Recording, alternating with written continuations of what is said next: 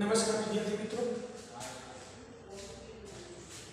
धोरण 12 अर्थशास्त्र कोड 022 प्रकरण नंबर 1 अर्थशास्त्र में आलेख जे बोर्डनी परीक्षा में एने 8 मोटो वेटेज आपवामां आवेलुं छे।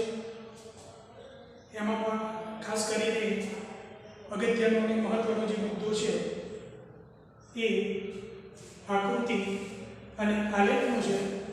હવે 5 ગુણનો એક દાખલો કમ્પલસરી રીતે આકૃતિ કાં તો આલેખનો તમને મળશે, એટલે આ પહેલું ચેપ્ટર ખૂબ જ અગત્યનું અને મહત્વનું છે।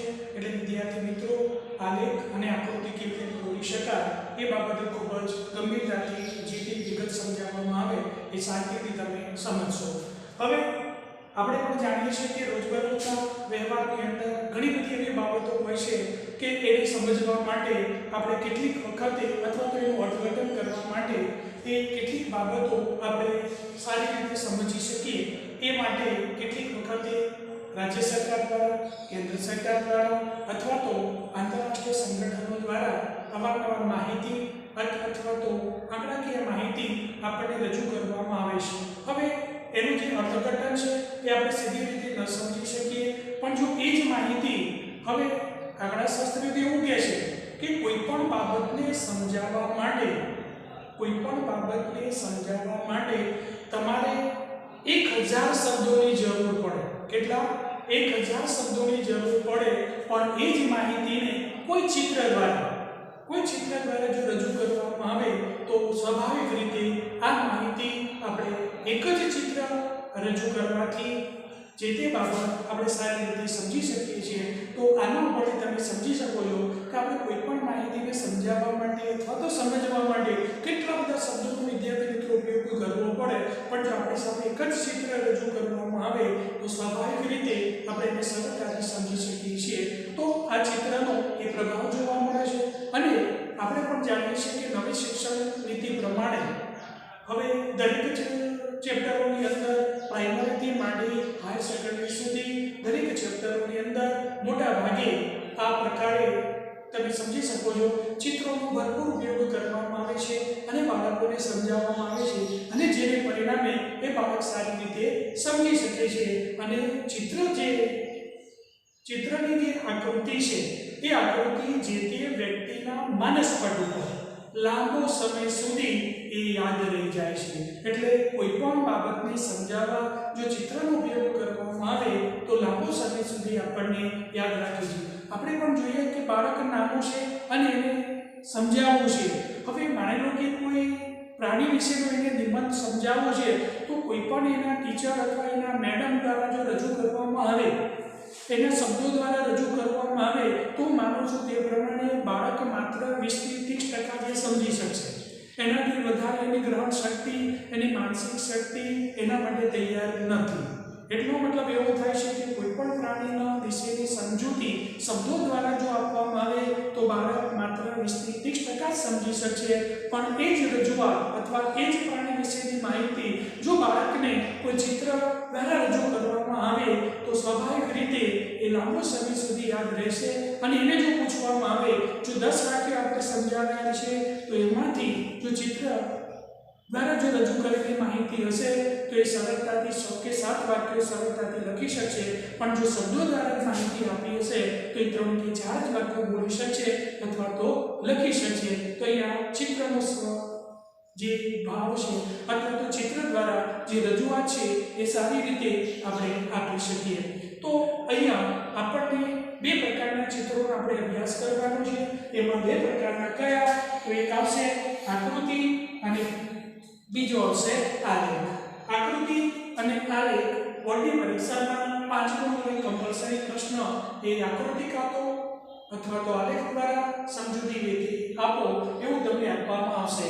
હવે આકૃતિ અને આલેખ વિશે સમજૂતી મેળવતા પહેલા સૌપ્રથમ આકૃતિ એટલે શું એના વિશેનો આપણે ખ્યાલ મેળવીશું। તો સામાન્ય રીતે અવલોકિત માહિતીને કેવી માહિતીને તો કહીશું આપણે અવલોકિત માહિતીને એ ચિત્ર દ્વારા પ્રતિનિધિત્વ એટલે આકૃતિ। અહીંયા તમે જોઈ શકો છો જે અવલોકિત માહિતી છે એ અવલોકિત માહિતીને શાના દ્વારા ચિત્ર દ્વારા જો પ્રતિનિધિત્વ આપવામાં આવે તો તેને આકૃતિ તરીકે ઓળખવામાં આવે છે. તો અહીંયા આકૃતિ જે ડાયાગ્રામ તરીકે ઓળખવામાં આવે છે એ ખૂબ જ સરળતાથી આપણે વિદ્યાર્થીઓને સમજાવી શકીશું. તો અહીંયા આકૃતિ તૈયાર કરવા માટે શું, તો એના માટે આપણે વાત કરીશું કે એના માટે સ્કેલ માપની જરૂર પડશે. એટલે આકૃતિ કોઈ પણ રજૂઆત કરવાની હોય તો આપણા જોડે સ્કેલ માપ હોવું જરૂરી છે. બીજી બાબત કે આકૃતિ ક્યારે દોરી શકાય મિત્રો, તો આકૃતિ અસતત આવૃત્તિ વિતરણ માટે આપણે દોરી શકીશું. અસતત આવૃત્તિ વિતરણ એટલે માત્ર ત્યાં તમને ચલ કિંમત આપેલી હશે, એટલે કે ચલ આપેલો હશે અને એની સાથે સંકળાયેલી આવૃત્તિ આપેલી હશે તો એને આપણે અસતત આવૃત્તિ વિતરણ કહીશું. અને અસતત આવૃત્તિ વિતરણ દ્વારા એ આપણે આકૃતિ તૈયાર કરી શકીએ છીએ. એટલે આકૃતિ કયા પ્રકારની માહિતી માટે દોરવામાં આવે છે, તો કેટલીક વખતે એક ગુણનો એ MCQ નો પ્રશ્ન એ તમને મળી શકે છે. તો આકૃતિ તો કયા પ્રકારની માહિતી માટે, તો આપણે કહીશું અસતત આવૃત્તિ વિતરણની માહિતી આપેલી હોય તો એના માટે એ આકૃતિ તૈયાર કરવામાં આવે છે.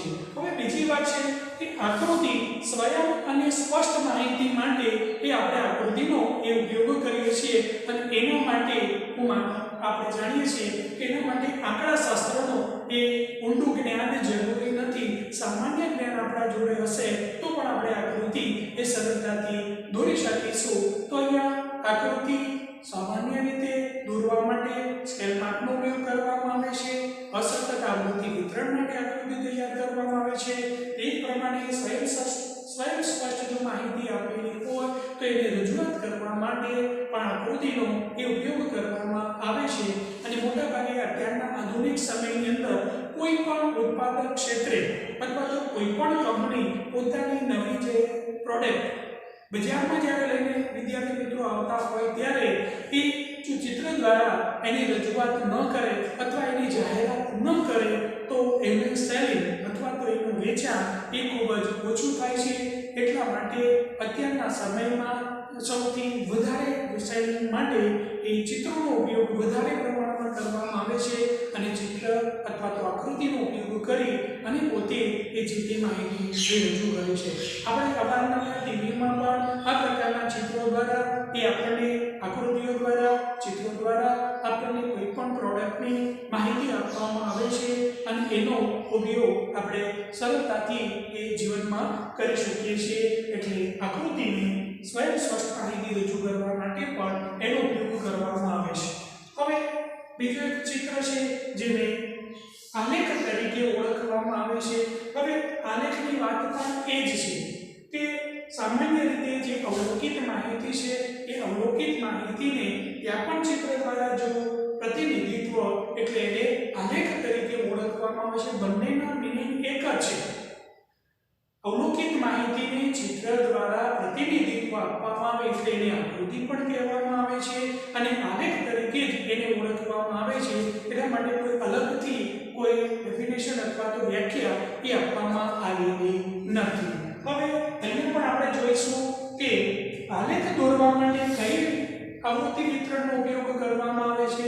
તો આલેખ દોરવા માટે સતત આવૃત્તિ વિતરણ વિદ્યાર્થી મિત્રો કયો સતત આવૃત્તિ વિતરણનો એ ઉપયોગ કરી અને આપણે આલેખને એ સમજાવી શકીશું. આલેખ તૈયાર કરવા માટે આંકડાશાસ્ત્રનું એ ઊંડું જ્ઞાન જરૂરી છે. કારણ શું કે ત્યાં સ્કેલ માપનો પણ ઉપયોગ કરવામાં આવે છે.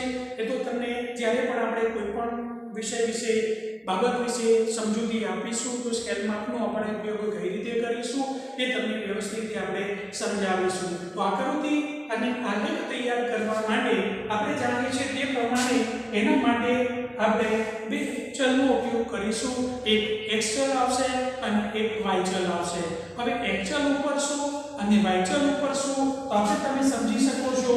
આ પ્રકારની જ્યારે આપેલી હોય તો આને x અક્ષ તરીકે ઓળખીશું અને y અક્ષ તરીકે ઓળખવામાં આવે અથવા તો આને આડી ધરી તરીકે ઓળખીશું અને ઊભી ધરી તરીકે ઓળખવામાં આવે છે.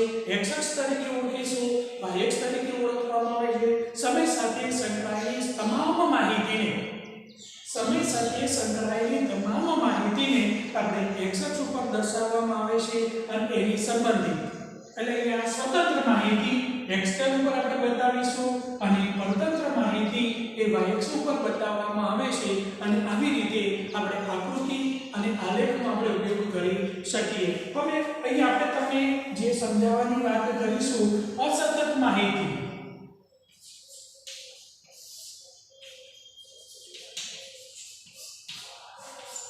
માનો કે ચલની જે કિંમત આપેલી હોય એની સાથે સંકળાયેલી જે માહિતી છે એ માહિતી માની લો કે તમને જે કોઈ કિંમત આપી હોય 50 60 70 80 અને 100 હવે એની સાથે સંકળાયેલી જે ચલ કિંમત આપેલી છે અથવા એની સાથે સંકળાયેલી માહિતી આપેલી હોય એ માની લો કે 100 80 60 40 20 આ પ્રકારની માહિતી આપી હોય તો આવી માહિતીને આપણે અસતત આવૃત્તિ વિતરણ તરીકે ઓળખવામાં આવે છે.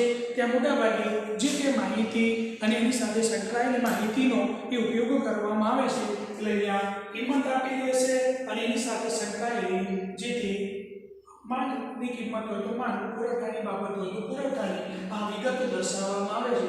તો આકૃતિ દોરવા માટે અસતત આવૃત્તિ વિતરણનો ઉપયોગ કરવામાં આવે છે અને અસતત આવૃત્તિ વિતરણ આ પ્રમાણેનું આપેલું છે. હવે સતત આવૃત્તિ વિતરણ માટે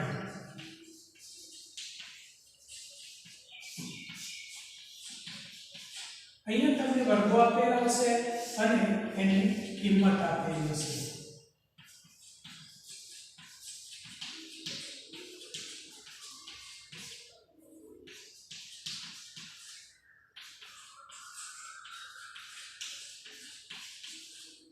તો અહીંયા તમે જોઈ શકો છો સતત આવૃત્તિ વિતરણ કે જેને વર્ગો દ્વારા વિભાજિત કરેલી હોય અને એમની દ્વારા જે માહિતી આપેલી હોય તો એને આપણે દર્શાવીશું.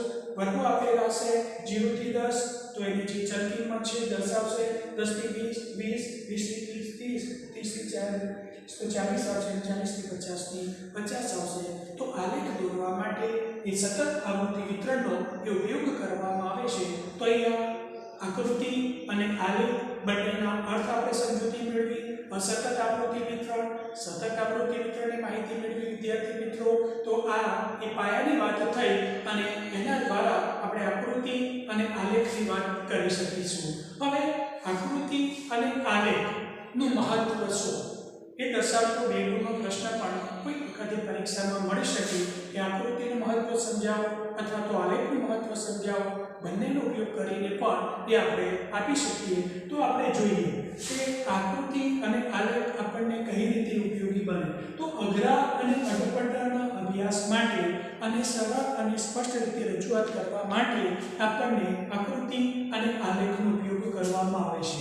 અઘરા અને અટપટા અભ્યાસ અર્થશાસ્ત્રમાં જોવા મળે. હવે આવો અઘરો અને અટપટો અર્થશાસ્ત્રનો અભ્યાસ પણ જો એને ચિત્ર એટલે કે આકૃતિ કે આલેખ દ્વારા રજૂ કરવામાં આવે તો કોઈ પણ માહિતી આપણે સરળતાથી સમજાવી શકીશું. માની લો કે આપણે એક ઉદાહરણ લઈએ તો માની લો કે આપણા દેશની અંદર સાક્ષરતા અને નિરક્ષરતા એ બંનેનું પ્રમાણ કેટલું છે પણ એના બાબત જો કોઈ આકૃતિ દ્વારા વિદ્યાર્થી મિત્રો રજૂ કરવામાં આવેલી હોય તો આપણે એ બાબતને સારી રીતે સમજાવી શકીશું. બાળકો પણ એ લાંબા સમય સુધી યાદ રાખી શકે છે અને પરીક્ષામાં એનો ચોક્કસ લાભ એ મેળવી શકે છે. એટલે અઘરા અને અટપટો અભ્યાસ અર્થશાસ્ત્રનો આપેલો હોય તો એ સરળ અને સ્પષ્ટ રીતે આપણે સમજાવી શકીશું.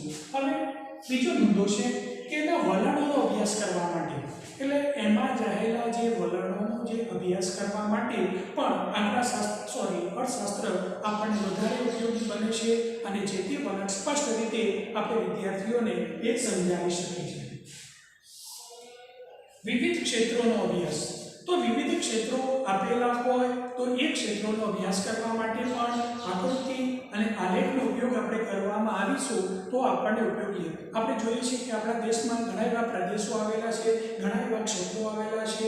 હવે એ જે કંઈ વસ્તુનું ઉત્પાદન કરે છે અથવા તો એની જે પ્રોડક્ટ છે એ વિવિધ પ્રદેશો દર્શાવવા માટે જો આકૃતિ કે આલેખનો ઉપયોગ કરવામાં આવે તો માનું છું તે પ્રમાણે એ સારી રીતે આપણે વિદ્યાર્થીઓને સમજાવી શકીએ. દાખલા તરીકે પંજાબમાં ઘઉંનું ઉત્પાદન કેટલું, કે ગુજરાતમાં ઘઉંનું ઉત્પાદન કેટલું, કે કપાસનું ગુજરાતમાં કેટલું ઉત્પાદન, કે મગફળીનું કેટલું ઉત્પાદન, એવું જો વિવિધ ક્ષેત્રોનો અભ્યાસ બતાવવો હોય તો આકૃતિ અને આલેખનો જો ઉપયોગ કરવામાં આવે વિદ્યાર્થી મિત્રો તો આપણે સારી રીતે એને સમજાવી શકીશું.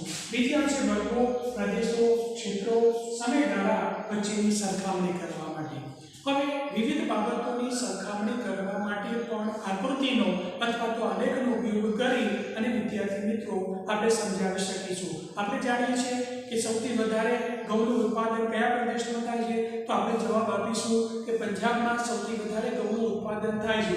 તો એ પ્રદેશ અથવા ક્ષેત્રમાં અમુક સમયગાળા દરમિયાન, માની લો કે 1 વર્ષ દરમિયાન કે 3 મહિના દરમિયાન એનું કેટલું ઉત્પાદન થયું એ ઉત્પાદન બતાવવા માટે ગુજરાતમાં કેટલું છે, બિહારમાં કેટલું છે, ઉત્તર પ્રદેશમાં કેટલું છે, વિવિધ ક્ષેત્રોમાં જે તે વસ્તુના ઉત્પાદનને બતાવવા માટે અથવા કેટલા સમયગાળામાં શું પરિસ્થિતિ હતી એ દર્શાવવા માટે અથવા એની સરખામણી કરવા માટે પણ આ અર્થશાસ્ત્રનો એ ઉપયોગ અને એમાં પણ આકૃતિ અને આલેખનો ઉપયોગ કરી અને આપણે જે તે બાબતો આપણે સમજાવી શકીશું.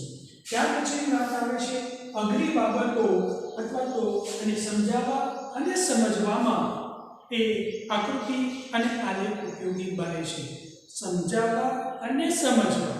વિદ્યાર્થી મિત્રો ધ્યાન રાખજો, કોઈ પણ બાબતની અથવા તો કોઈ પણ માહિતીને સમજાવવી હોય તો જો આકૃતિ અને આલેખનો આપણે ઉપયોગ કરીશું તો જે તે વિદ્યાર્થીઓને સારી રીતે આપણે સમજાવી શકીએ છીએ. આપણે પણ જોઈએ છીએ કે પ્રાઇમરી સ્ટેજે બાળકને અંકો શીખવાડવા માટે એના ટીચર દ્વારા વિવિધ પ્રકારના ચિત્રો અથવા તો પ્રેક્ટિકલી રીતે વિવિધ આલેખ અથવા તો ચાર્ટ રજૂ કરી અને બાળકોને સમજાવે છે અને બાળકો એ ચિત્રોને જુએ છે, સમજે છે અને પરિણામે એ જે તે બાબત એ સારી રીતે એ સમજી શકે. એટલે આપણે સમજાવવાનું હોય અને તમારે સમજવાનું હોય તો આ બાબતને સમજાવવા માટે એ આપણે અર્થશાસ્ત્રમાં આકૃતિને આલેખ એ ખૂબ જ ઉપયોગી બને છે. આપણે પણ સમજી શકીએ છીએ, તમે પણ સારી રીતે સમજવામાં સરળતા રહે છે તો આપણે જાણી શકીએ છીએ. હવે એના લીધે શું, તો એના લીધે આકૃતિનો ઉપયોગ કરવામાં આવે અથવા તો ચિત્રનો ઉપયોગ કરવામાં આવે તો જેના લીધે આપણો સમય, શક્તિ અને નાણાંની આપણે બચત કરી શકાય છે. મેં તમને અગાઉ પણ કીધું કે કોઈ પણ બાબતની અથવા કોઈ પણ માહિતીને સમજાવવા માટે 1000 શબ્દોનો ઉપયોગ કરવો પડે. એનો મતલબ એવો થાય છે કે સતત બોલવું પડે, સતત સમજાવવું પડે તો જ એ બાળક સમજી શકે. કોઈ પણ બાબતને સમજાવવા માટે 2 કે 3 વખત પણ રિપીટ કરવી પડે, સમજાવવી પડે તો જ બાળક સમજી શકે. પણ જો ચિત્ર દ્વારા એટલે કે આકૃતિના આલેખનો ઉપયોગ કરવામાં આવે તો આપણો સમય બચશે. ટૂંક જ સમયમાં માનો કે કોઈ પણ માહિતી, માનો કે આપણા દેશમાં જન્મદર અને મૃત્યુદર એ વિશેની માહિતી બાળકોને સમજાવવી હોય તો સ્વાભાવિક રીતે એનો આલેખ તમને રજૂ કરવામાં આવે તો જુદા જુદા છેલ્લા 20 કે 25 વર્ષ કે 50 વર્ષની સમજૂતી આપી હોય તો છેલ્લા 10-10 વર્ષનો સમયગાળો તમે લો કે એમાં જન્મદર અને મૃત્યુદરનું પ્રમાણ કેટલું હતું, 1980માં કેટલું હતું, 1990માં, 2000માં, 2010 અને 2020 છેલ્લા 50 વર્ષની માહિતી આપણે રજૂ કરવી હોય, આલેખનો ઉપયોગ કરવામાં આવે તો જન્મદર અને મૃત્યુદરની માહિતી માત્ર આલેખ દ્વારા જ રજૂ કરવામાં આવે એ પણ આસપાસ સહિતના સ્તંભાકૃતિ દ્વારા રજૂ કરવામાં આવે. આપણે આકૃતિના આલેખના પ્રકારોને અભ્યાસ પછીના આના બીજા લેક્ચરમાં આપણે કરીશું. તો અહીંયા સમય આપણો બચે છે અને સમય આપણો બચે છે તો જેને પરિણામે આપણે એનો સદુપયોગ કરી શકીએ. બીજી વાત આવે છે આપણે શક્તિ. આપણે શક્તિનો પણ બચાવ થાય છે. કેવી રીતે? મેં તમને શરૂઆતમાં કીધું કે કોઈ પણ માહિતી મારે રજૂ કરવી છે તો મારે 1000 શબ્દોનો ઉપયોગ કરવો પડે, પણ અહીંયા માત્ર આકૃતિ કે આલેખનો ઉપયોગ કરું છું તો મારે વધારે બોલવાની જરૂર પડતી નથી, મારી શક્તિનો પણ વ્યય થતો નથી અને જે તે બાબતને હું તમને સારી રીતે એ સમજાવી શકું છું. તો આ પણ એ જે તે શક્તિનો ઉપયોગ કરી શકીએ છીએ. અને વાત આવે છે નાણાંની પણ આપણે બચત કરી શકીએ છીએ. એના માટે એ નાણાંનો પણ વ્યય થતો હોય છે. તો આમ વિવિધ બાબતોને એ સરખામણી માટે, સમજાવવા માટે, સરખામણી કરવા માટે, સમજવા માટે સમય, શક્તિ અને નાણાંની આપણે બચત કરી શકીએ છીએ જો આપણે આકૃતિ અને આલેખનો ઉપયોગ કરીએ તો. અને ત્યાર પછી વાત આવે છે કે અર્થશાસ્ત્રની અંદર કેટલાય એવા સિદ્ધાંતો આવે છે. તો આ સિદ્ધાંતોને સમજૂતી આપવા માટે જો આકૃતિ અને આલેખનો ઉપયોગ કરવામાં આવે વિદ્યાર્થી મિત્રો તો જે તે બાબત આપણે સારી રીતે સમજાવી શકીએ છીએ. હવે તમે 11મા ધોરણની અંદર એમાં આ એક માંગનો નિયમનો અભ્યાસ કર્યો. માંગના નિયમને તમે આકૃતિ દ્વારા રજૂ કરવામાં આવી તો તમે ત્યાં સમજી શક્યા કે જે તે અને એની સમજૂતી આપી હોય તો પણ માત્ર તમારા જોડે આકૃતિ હોય, અનુસૂચિ અને આકૃતિ હોય તો જે તે બાબતને એની સમજૂતી તમે સારી રીતે આપી શકો છો. માંગનો નિયમ આપણે સમજાવવાનો હોય, પુરવઠાનો નિયમ સમજાવવાનો હોય, માંગનું વિસ્તરણ સંકોચન સમજાવવાનું હોય, પુરવઠાનું વિસ્તરણ સંકોચન સમજાવવાનું હોય, કે માંગની મૂલ્ય સાપેક્ષતા સમજાવવાની હોય તો આકૃતિનો ઉપયોગ કરવામાં આવે અને એ બાબત 11મા ધોરણમાં આ બધી જ આકૃતિનો ઉપયોગ કરી વિદ્યાર્થી મિત્રો એ તમે સમજી શક્યા છો. હવે માંગનો નિયમ અને માંગ અને કિંમત વચ્ચે કયા પ્રકારનો સંબંધ છે એ આપણે આકૃતિ દ્વારા પણ સમજાવી શકીએ કે જે વસ્તુની કિંમતમાં વધારો થતો જાય છે તે માંગમાં એ સતત ઘટાડો થતો જાય છે. એટલે અહીંયા આપણે સ્પષ્ટ કહી શકીએ અને એની આકૃતિ પણ આપણે આપવી હોય તો અહીંયા એની કિંમત આપીશું, એની સંબંધિત આપણે માંગ આપીશું અને એના જુદા જુદા બિંદુઓનું આપણે આલેખન કરીશું અને એના દ્વારા જો રજૂઆત કરવામાં આવે આ એક પ્રકારની આકૃતિ થઈ અને એ આકૃતિનો ઉપયોગ કરી અને આપણે જે તે બાબત એ સારી રીતે આપણે સમજાવી શકીશું. અહીંયા તમે જોઈ શકો છો કે કિંમતમાં જેમ જેમ વધારો થતો જાય છે એમ એની માંગમાં સતત ઘટાડો જોવા મળે છે. એટલે અહીંયા આપણે આકૃતિ દ્વારા જ એ માંગના નિયમને સારી રીતે સમજી શક્યા કે કિંમત અને માંગ વચ્ચે એ વ્યસ્ત પ્રકારનો સંબંધ રહેલો છે અને જે તે માંગ રેખા ડાબી બાજુથી જમણી બાજુ એ ઉપરની તરફ એ આગળ વધે છે તો અહીંયા માંગની સાથે આપણે પુરવઠાનો નિયમ સમજાવવો હોય તો પણ આપણે આકૃતિનો ઉપયોગ કરી અને આપણે એ રીતે સિદ્ધાંત છે કે કિંમત અને પુરવઠા વચ્ચે કયા પ્રકારનો સંબંધ છે એ દર્શાવવા માટે પણ આ પ્રકારનો સિદ્ધાંત આપેલો છે. પુરવઠાનો સિદ્ધાંત તો કિંમત અને પુરવઠા વચ્ચે કયા પ્રકારનો સંબંધ રહેલો છે એને દર્શાવવા માટે આપણે જો આકૃતિનો ઉપયોગ કરીએ તો તમે પણ સારી રીતે સમજી શકો છો. અને બીજી વાત આકૃતિ એક વખત તમે સમજી લો તો એને લાંબો સમય સુધી એ તમે યાદ પણ રાખી શકો છો અને યાદ રાખો એટલે પરિણામે શું જોવા મળે છે તમે પરીક્ષાની અંદર એ સારી રીતે એને લખાણ પણ કરી શકો છો. તો અહીંયા આ જે બાબતો છે એ બાબતો આકૃતિ અને આલેખના મહત્વ દર્શાવતા મુદ્દાઓ છે. તમે જુદા જુદા અગત્યના અને મહત્વના મુદ્દાઓને બરોબર સમજી લો, એનો ઉપયોગ કરો અને એના દ્વારા પણ આપણે એને સમજાવી શકીએ. હવે નેક્સ્ટ લેક્ચરની અંદર આપણે આકૃતિ અને આલેખને દોરતી વખતે કઈ કઈ બાબતો ધ્યાનમાં રાખીશું, આકૃતિના કયા કયા પ્રકારો પડે છે એની આપણે સમજૂતી આપીશું. તો થેન્ક યુ, આભાર.